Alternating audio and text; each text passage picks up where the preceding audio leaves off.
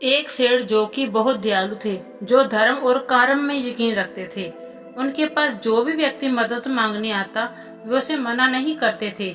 सेठ जी मुनीम को बुलाते और उसे जो उधार मांगने वाला व्यक्ति होता था उससे पूछते थे कि भाई तुम उधार कब लौटाओगे, इस जन्म में या फिर अगले जन्म में।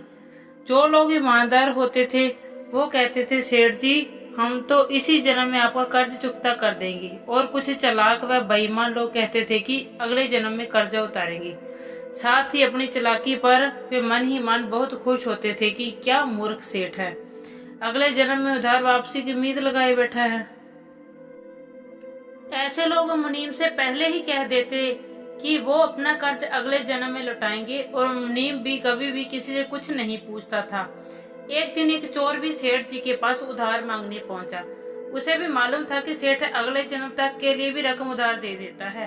हालांकि उसका मकसद उधार लेने से अधिक सेठ की तिजोरी को देखना था। चोर ने सेठ से कुछ रुपए उधार मांगे। सेठ ने मुनीम को बुलाकर उधार देने को कहा। मुनीम ने चोर से पूछा, भाई इस जन्म में लौटाओगे या फिर अगले जन्म में?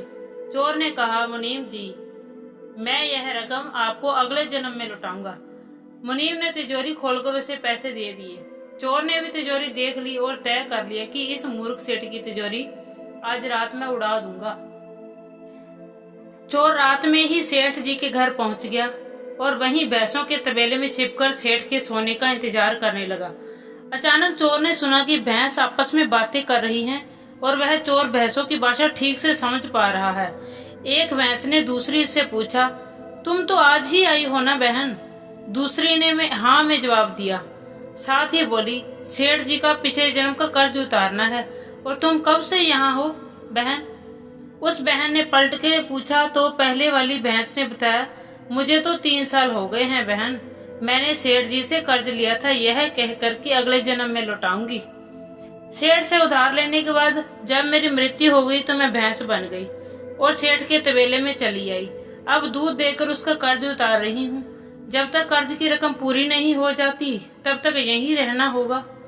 चोर ने उन भैंसों की बातें सुनी तो उसके होश उड़ गए। साथ ही वह समझ गया कि उधार तो चुकता करना ही पड़ता है, चाहे वह इस जन्म में करना पड़े या फिर अगले जन्म में। चोर उल्टे पांव सेठ के घर की ओर से भागा और जो कर्ज उसने लिया था उसे फटाफट मुनीम को लौटाकर रजिस्टर से अपना नाम कटवा लिया। तो दोस्तों, हम सब इस दुनिया में इसलिए आते हैं क्योंकि हमें किसी से कोई लेना होता है या किसी को कुछ देना होता है। इस तरह से प्रत्येक को कुछ न कुछ लेने देने के हिसाब चुकाने पड़ते हैं। दुख हो या सुख हो, हिसाब तो सबको देना ही पड़ता है। यही प्रकृति का नियम है।